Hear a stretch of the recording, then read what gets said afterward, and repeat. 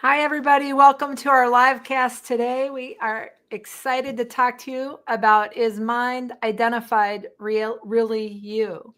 Before we get started, I want to invite those of you who haven't yet registered or want to register. I want to tell you about an upcoming live cast that'll be happening this Saturday, the 18th of January from 9 a.m. to 1 p.m. Pacific time. And it's called Who's in Charge? And it's really, really good, especially with, excuse me, with all the things that are going on. So pretty much human beings function on automatic pilot much of the time. We relinquish our creative role as the generator of our daily experience by assuming circumstances and situations barely in evidence or not actually in evidence at that moment. So we assume a lot. Do you know what they say about assume? Anyways, okay. So furthermore, we take action based on those assumptions without actual evidence present requiring that action. So you might ask, who's in charge? See, we can all recall some incident where we apologize for the lapse in factual awareness. Can't you hear yourself saying, I just didn't realize? So see, in the upcoming live stream or live cast that's going to be happening this Saturday at 9 a.m., I'm talking about your live cast that's happening this Saturday at 9 a.m. But what you're reading isn't what I have for today. I know. It's what we're doing. I'm just talking about the live cast right now that's this Saturday. So people know what we're going to be talking about and presenting and what you've kind of set up. Okay. So anything you want to say about your live cast? No, I don't have it on my mind right now. Right. So just know that this is going to be 4 hours working with Betty on literally who's in charge so that you can start to see what's running the show for you versus what you might think is. And maybe catch yourself in some ways that are super powerful so that you literally are just being yourself, being more freed up. So anyways, I invite you to go ahead and register. The link is right there, scientificmetaphysics.org/livecast. So we hope to see you there. All right. So now we shall continue with, is mind identified really you? All right. In living yourself as conscious identity, you, thinking, are mind, capital M, self-identified, standing on your own inspiration and incapable of regimentation. Self-responsibility and self-government are facts of life belonging to each individual and are self-grown in the language of daily experience. Sickness and health, lack and abundance, right and wrong. Such is the law of love, capital L. In the conscious living of myself with love, I live my others doing exactly what they have to do, having what they have to have for their self-growing of their own divinity. So this love living acknowledges the good in all ways and makes me vulnerable to the needs of my others for their divine self-fulfillment. The self-conscious living of my divinity grows the humanity that makes me a helper, a do-gooder, a practitioner of science.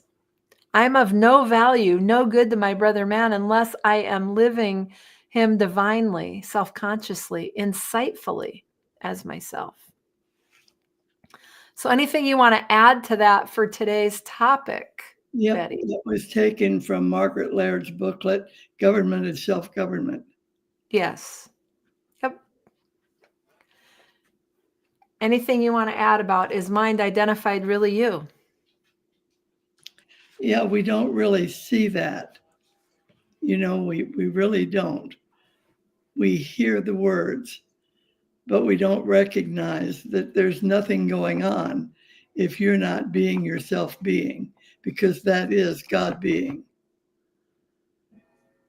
The two-legged animal doesn't have the capacity to move, to speak, to do. All of that is the God idea in action called man. Mm-hmm.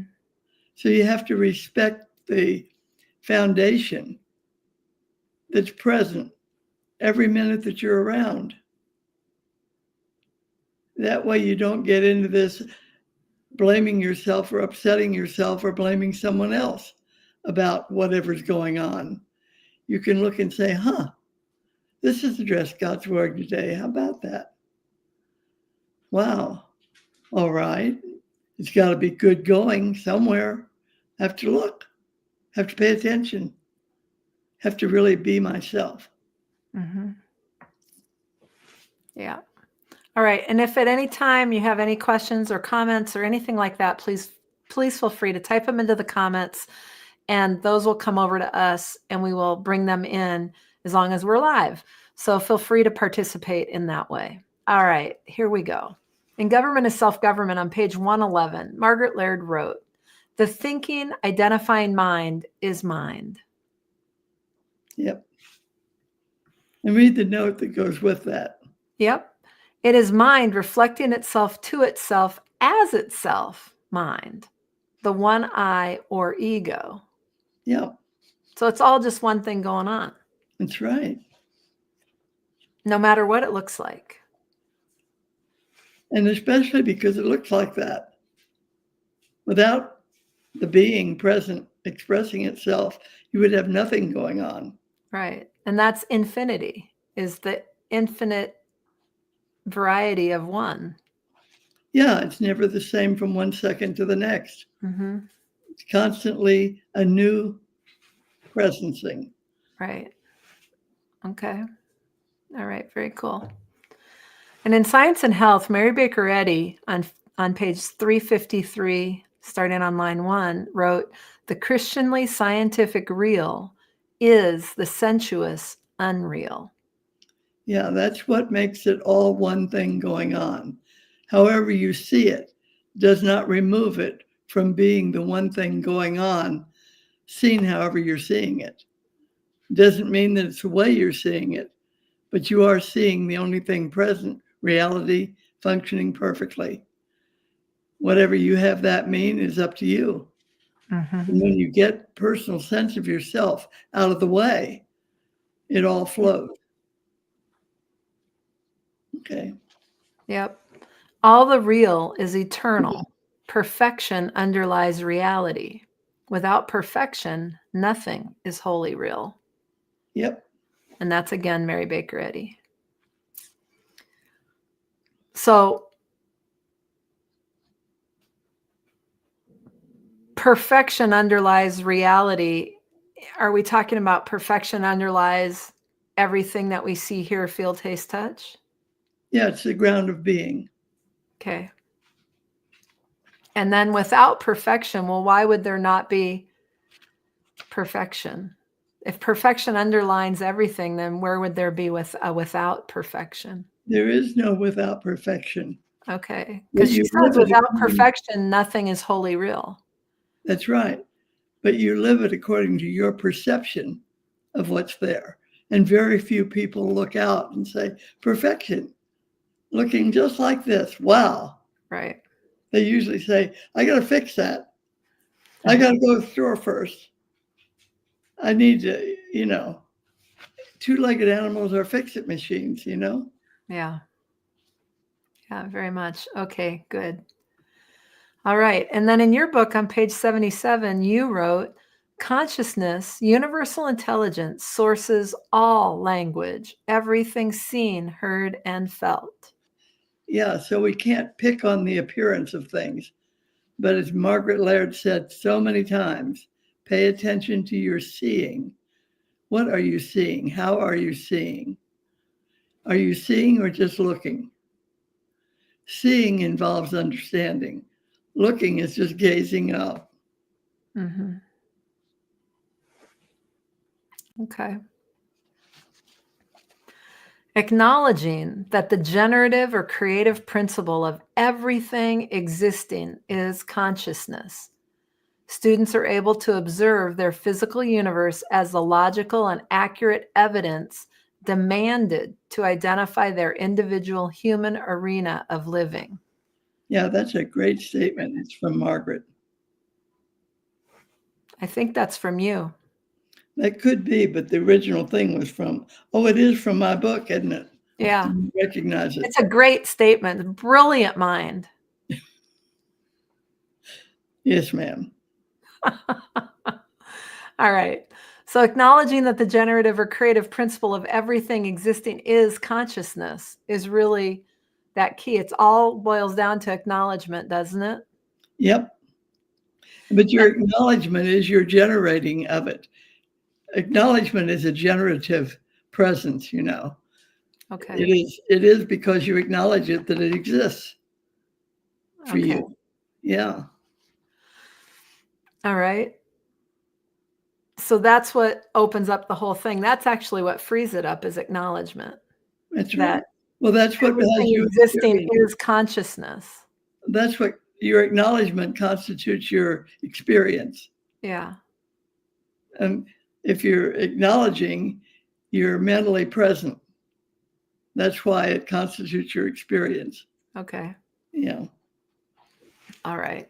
So that's what and acknowledgement then is what makes it possible to look at all the context in our life, all the circumstances and seen, heard, felt, taste, touch, all of that stuff that apparently look like others out there, all that universal stuff. Acknowledgement is accurately identifying. Yeah. And an acknowledgement, you're identifying yourself with that presence instead of being separate and gazing at it as if it were some object out there. Right. Your acknowledgement has to be one with you. Right. Right. Okay. Got it. All right. Very good.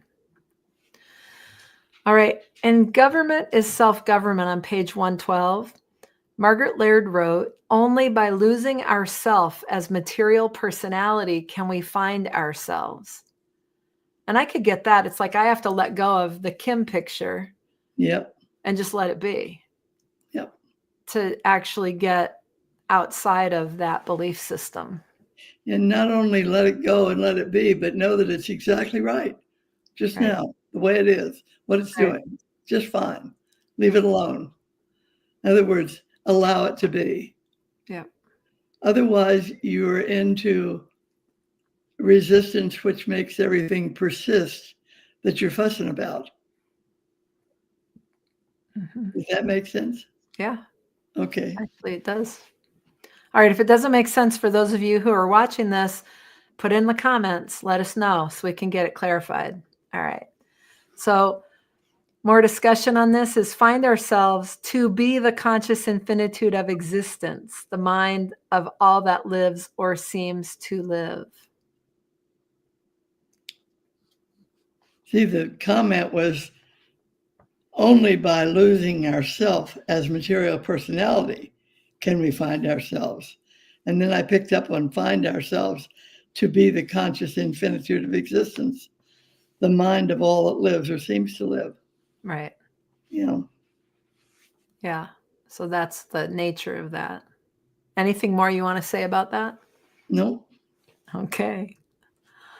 All right. And Science and Health on 209, starting on line 31, Mary Baker Eddy wrote, spiritual sense is a conscious, constant capacity to understand God. Yep. It's conscious and it's constant. Mm-hmm. Mm-hmm.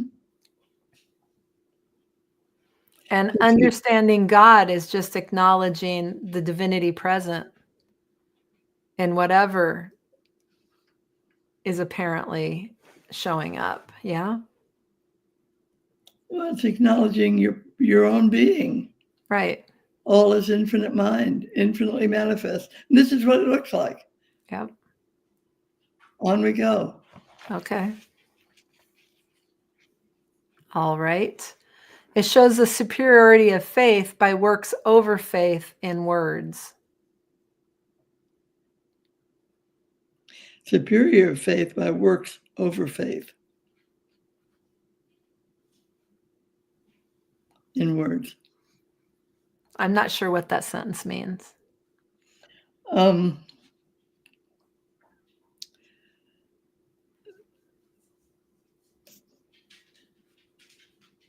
The faith is in the evidence, not in the words. That's what it's saying. Okay. So it shows the superiority of faith by works over faith in the words. Got it. Okay. That makes sense. I think I just didn't have the phrases aligned correctly there, but yeah, that makes sense. And in Mind is the Athlete on page 77, you wrote, "Who are you being as being is the cause and condition of your language world every instant." Yeah, you can read that one again. Who you're being as being is the cause and condition of your language world every instant. Yep. So if I have a language world that I don't like, Who am I being? who am I being? Because who I am being is Margaret, the cause and condition. Margaret, you say, who am I being that my world is treating me this way? Right. Right. Same That's thing. the forgive me, Lord, for requiring my world to treat me this way. Exactly. Because you're the source of all your own experience. You're the boss. Right. You know, who's responsible? Me. Right. Yep. In my world, I'm the boss. Yeah. And nobody else can step into that. There's Not no without your consent. It would require your consent. Well, then you're not being yourself. And you're just being useless. Okay. Yep. All right. So it's a demand to be yourself. Well, it's the answer to what is going on when things don't look right to you. Oh, I'm not present? Oh, no wonder. Right. Get blown in the wind like a piece of paper. Yeah. Okay. The environment surrounding and including every human being is no more real than individual perception makes it. Yeah, it comes to you for life and you give it all the life it's got. Right. You're the boss. And if you didn't give it any life, it would be gone. And It you wouldn't arrive. move right on. Yeah. Got it. Well, another what so in every instant. Right. Mm-hmm. And in Government is Self-Government on page 112, Margaret Laird wrote, "All consciousness is mind, God." Yes. And this is the science, the cognitive reality, seen as the life-death of the material personality. Yeah. And it is seen as the life-death. And you can almost perceive or look at what the picture would look like if it's the life and what the picture would look like if it's the death. Mm-hmm. And either way, there's one thing going on. You're walking on. Right. Yeah. Okay. All right. And Mary Baker Eddy on page 192, line 30 of Science and Health wrote, "Whatever holds human thought in line with unself love receives directly the divine power." Yep. Whatever holds human thought in line with unself love. So that's me being consciously aware, no matter what the material senses perceive. Yeah, that's right. Discernment of science is the discernment of spiritual facts. Right. So as you do that, then you're consciously present. Yeah, I'm holding my human thought in line with unself love. Acknowledgement. Yeah. That's right. Okay. And that's the receive directly the divine power. That's where freedom exists, self-expression exists. That's where all of that and dominion shows up, correct? Yeah, and by honoring the power, you're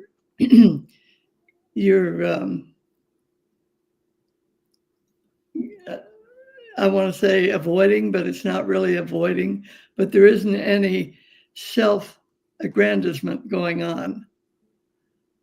You're living your awareness that the cause and the condition of all living is the God idea mind. Yeah. Not personal. Yeah. Okay. Yep. Okay. That's clear. We are scientists only as we quit our reliance on that which is false and grasp the truth. Yep. So as long as we hold fast to the on that which is false, there's no scientist present. Yeah, and you'll get the message. Right. Until I get hit over the head and wake up. Okay. Right? Okay. And then in your book, Mind is the Athlete, on page 78, you wrote, the practice of metaphysical science is a discernment of the facts of being. Yeah, and go ahead and read the note that goes with that. Okay. Living scientifically, you will find yourself intuitively doing the thing that identifies your own innate perfection, and you will find the answer before there is a problem. That's right. And quite often you do that, and you do it almost unconsciously. Mm-hmm. You will find something you're faced with, and you'll think, oh, I have to figure that out.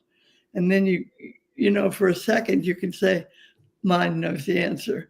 Mm-hmm. And you will recognize right away, say, yes, right here, this is what we do. Right. And you'll be right on. Right. It is so, to me, that is the evidence that the language doesn't do anything.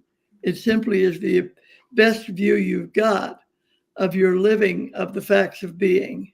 Mm-hmm. So good, bad, and indifference, the source is always with you because you're the only thing present. Right. The God idea man rejoices. Right. Yeah. So is mind identified really you? Yeah. All the time. Very cool. All right. Is there any questions anyone has? Was this clear as mud? Give you lots to think about? So that's it for today. And we don't have anything, if no one has any questions, we don't have anything more. But I would love for you to explore and find out more about the live cast that's coming up this Saturday from 9 to 1 with Betty.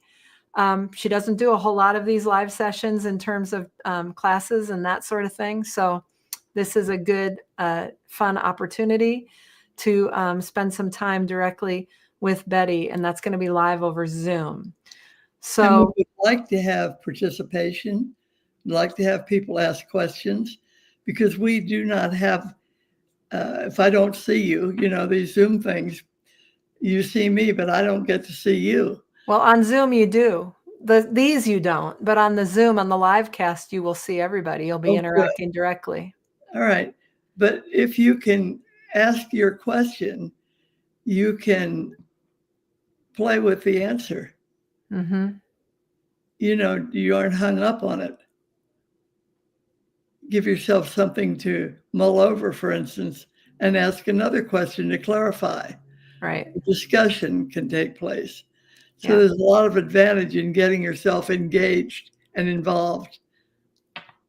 Right. Yep. Well, very good. So that's what there is going on. And until next week, we will see you next week on Tuesday. And let's see, anything else you want to add before we sign off completely today? No, but I hope on Saturday people will volunteer and talk. Oh, they always do. They're always lively conversations. And that's the most fun part. Yep. Yeah, they're always lively. So no worries about that. All right, y'all. We'll be back next week, same time, 5 o'clock Pacific, 7 p.m. Central, and we'll see you then. Until then, hope to see you on the live cast on Saturday. All right.